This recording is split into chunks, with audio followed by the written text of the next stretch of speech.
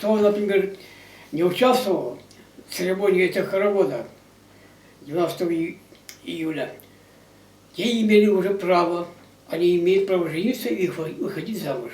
А кто не участвовал по какой-то причине на этой мероприятии, те уже не имели права выходить замуж и жениться.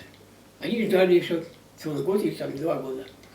Вот это показало то, что человек созрел, имеет право свою семью создавать.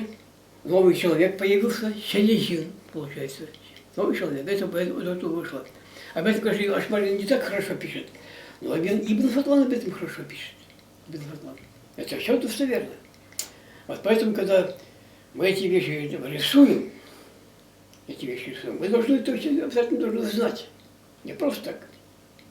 Как мы говорили, Чварни, Чуверни, это тоже ведь чувашская культура это создала это обычай, это праздник, а не русский это обычай, это Масленица, говорят, что смысл. Это от нас заимствовали русские. Об этом тоже надо говорить.